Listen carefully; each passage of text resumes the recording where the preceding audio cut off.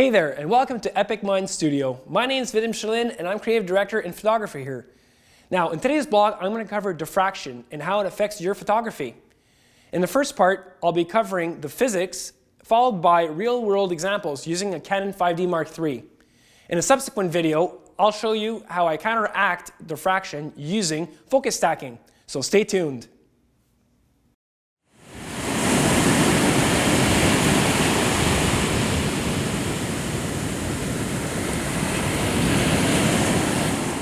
Let's go take a walk together along a nice beach in the Caribbean, and let's talk some physics.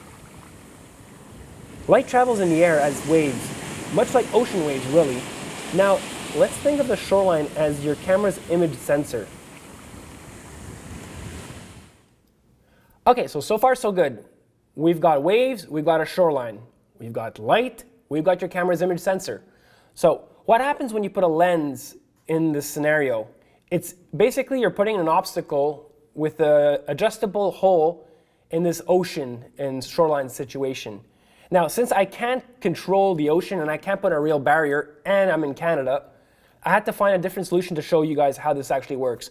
So I found this cool little virtual applet. I think it's called Virtual Wave Tank, created by Paul Falstad, who's I think a physicist at university I found. I'll post a link later on in the video. So let's take a look in the virtual tank of what's actually going on.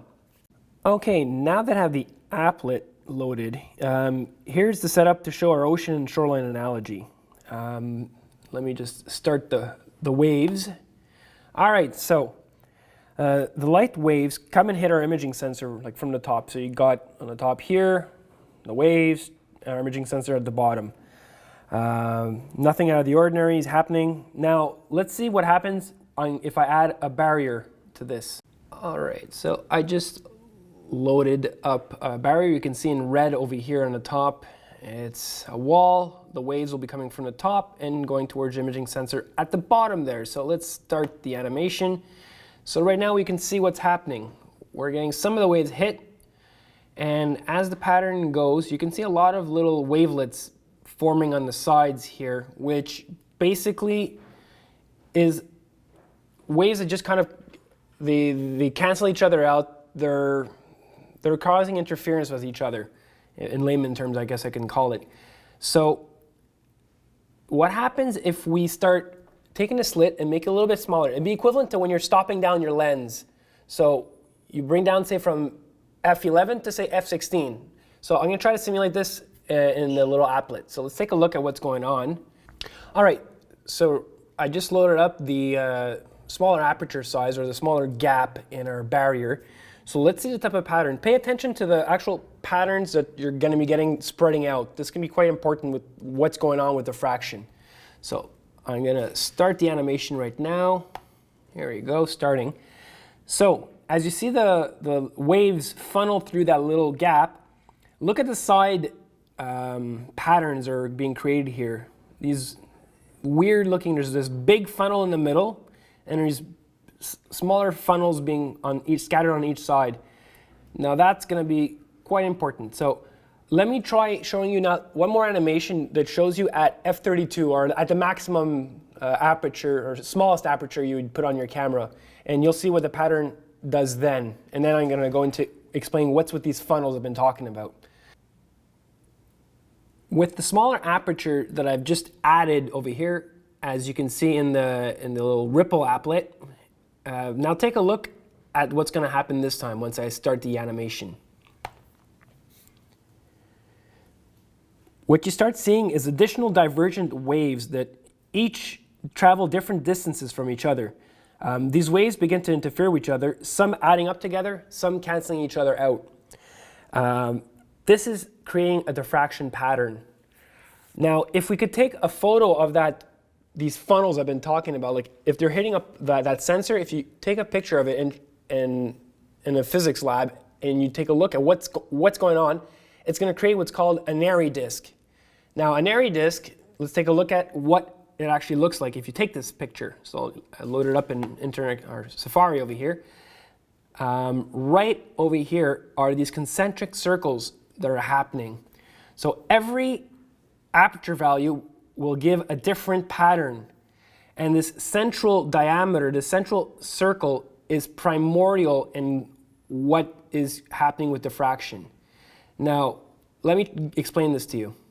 Talking about that central circle in of your airy disk, what's critical to understand is that on each imaging sensor of each camera, be it a 5D, a Nikon D800, a 6D, etc., there are pixels that make up the sensor, and each one has a different size depending on the technology, be it full frame, be it 50 megapixel, be it 30 megapixel, be it a 12 megapixel camera.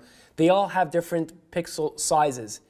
Now, this relates directly with this disk.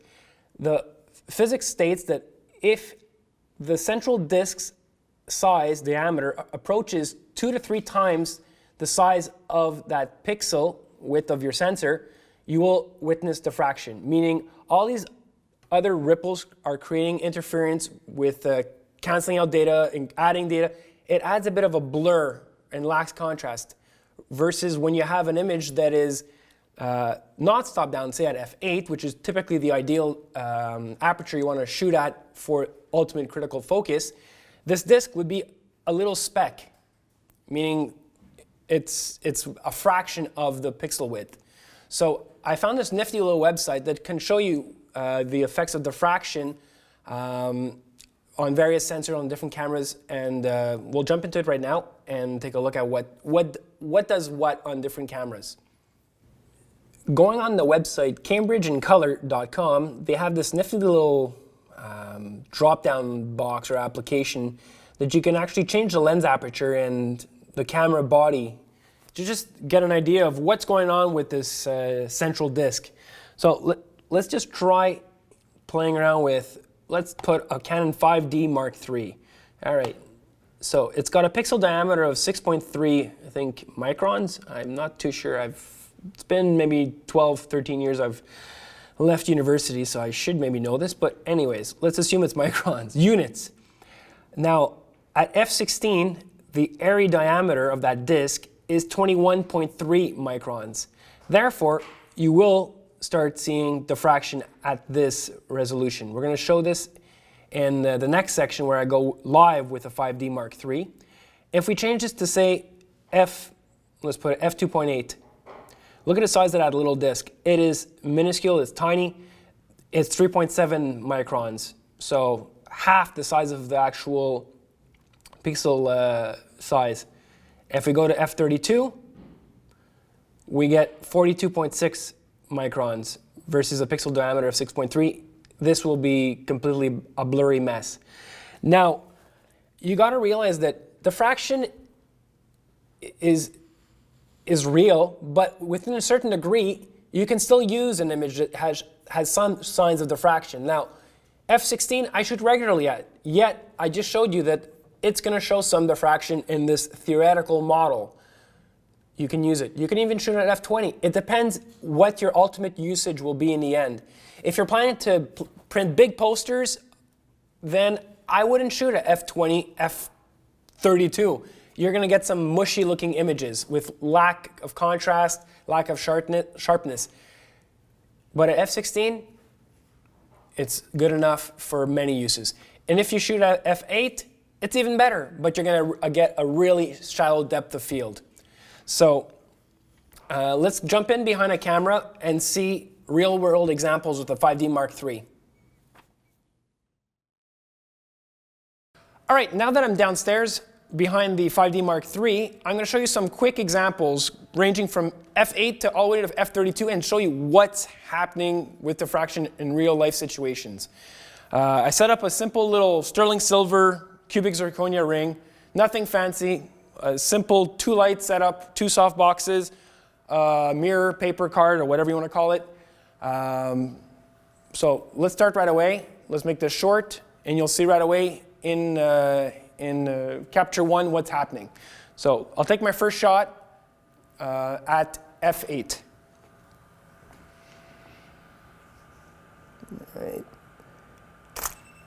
All right, so f8, I got my first photo. Now, if we go into Capture 1 and just look at the image, The depth of field is extremely shallow, as you can tell. It's basically the size of this little row of diamonds here, and really, really go shallow. Now, let me take another one at, I don't know, maybe what should I do? Let's see, f14. Let's take it down to that. So f14, let's move that up. f14.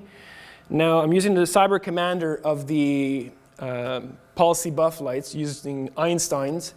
It's really nifty to have the Cyber Commander because you can actually just remotely control all these lights without having to go on each one. So let me just move this up. I'm going to go to f14 actually. Yeah, f14, I think it's going to be a good setting. Let's move this up. One light done. Now let's move the other one. All right, so let's take a little shot. Now let's go take a look again at the picture. So now we got our new image here. If I select both of them, let me just adjust so they're perfectly in the same spot. Now you can see already that the image on the left, which is the one shot at f8, is extremely sharp. Look at the prong, look at the first little diamonds here, or the cubic zirconias. Look in the second image at f14. It's not as sharp, but you start getting a little bit more depth of field. You see on this next row of diamonds, you're starting to get some stuff. So still very usable, still very nice. Already some diffraction showing up. Now, if you remember from the other video I showed you from Cambridge in Color, the website, you can test each sensor and at what aperture you start seeing diffraction. Now, don't remember on the top of my head what the 5D Mark III is, but I'm pretty sure at f14 you should be already seeing signs of diffraction. So now let's take another one at probably f16, f18. Let's see, I'm going to try shooting it at f16, which is just one little stop more. Change the light up, increase it a little bit. All right. All right, lights are adjusted. Take a quick snapshot. All right, so if we compare now the f16 to the last one, f14, let me just adjust these two and just go through them. You can see that the sharpness already at f18 is, f16 is already quite low. Look at the difference. We're getting still yet more depth of field, and if we compare the latest one, the f18 to the f8, let me adjust the, diffraction is already pretty much there, doing its effects. The image is more mushy. It's not a bad image. It's still useful. We're looking at 100% magnification. This is crazy. If I go back to full frame, if I go here and go to full frame size, this is quite a big image. It's a pretty big print size. It's still useful. Is it ideal? No, but you can still use it easily. Now, if you start going down further down the f-stop range, or you shut down your lens a little bit more, let's see what happens again. All right, so we're going to go to f18. Let's go there, f18, and increase our light.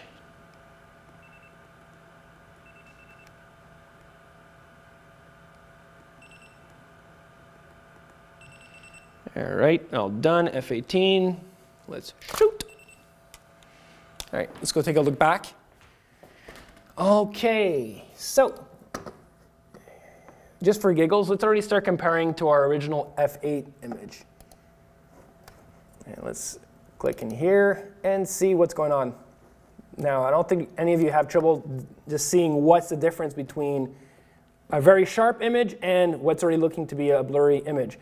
Now, we're getting a lot more detail in the depth of field. We're getting a lot more, but we're sacrificing the actual foreground diamonds where they're turning into mush. F18, personally for me, I think is the maximum aperture I'd use in any of our photos. Anything more than that, as you'll see in the next few shots, for me, I would deem unusable. it starts becoming too much of a loss of detail, too much loss of sharpness and contrast. So let's carry on. Let's move onwards. All right, let's go to f22. So f22.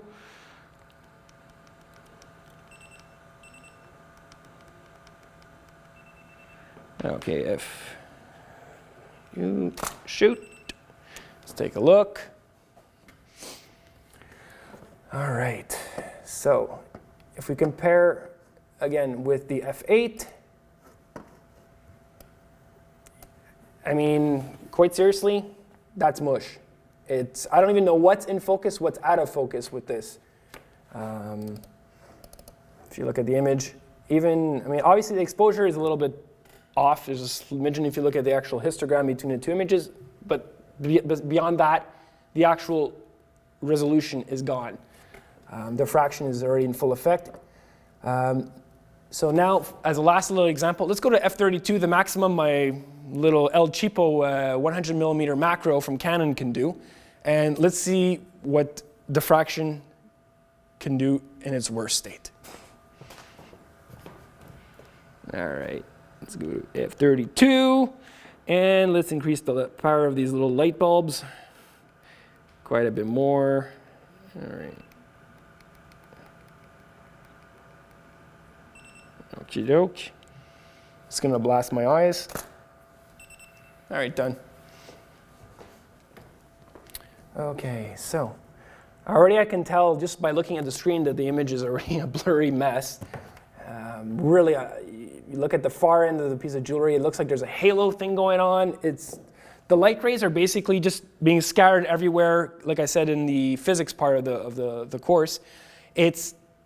Some waves are canceling each other out, some are adding to each other, so you're not getting a concentrated beam of perfect image, I would say, is the easiest way to describe it. So let's look again up close. So if I'm moving through the image, I'm not even sure what I was focusing at. I mean, I feel like I need some LASIK surgery for my eyes or glasses. I don't know. Everything's blurry. So let's compare it to the f8. I mean, this is ridiculous. Why in your right mind would you shoot at f32? Lord only knows, I don't know. So if we go to our f14 shot, I don't know, even let's go to our f16. Let's take a look at f16, which I find is still quite usable, and compare it to f32. I mean, quite a difference. Yeah, if I zoom out a little bit, all right. I mean, it's still quite usable on the one on the left, the one on the right, f32. It isn't. So that's really what it is. I mean, there's nothing better than you guys go out and try it out for yourselves, discover where your camera is diffraction limited, and see what your tolerances are, your clients' tolerances. Like, for example, clients that tend to pay more money, I'm willing to perhaps, well, you'll see in the next part when I talk about focus stacking, and the number of shots you need to actually do to get a successfully sharp focus from head to tail. You cut corners for budget reasons. So if, for example, if you're going to focus stack for a client that wants to pay you next to nothing, well, you try to cut the corners and you might go to f16, f18, and use less shots. The overall image might not be as nice, but you get what you pay for. A higher end client, I'm willing to take more photos per shot at a smaller or larger aperture value and actually, make a better image in the end. So that's part of the game, how it goes. So I guess that about concludes the whole thing about diffraction and what it really does in real life.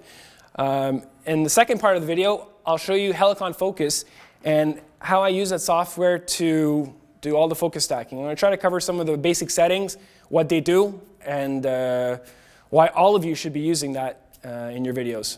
So until next time, have a good one.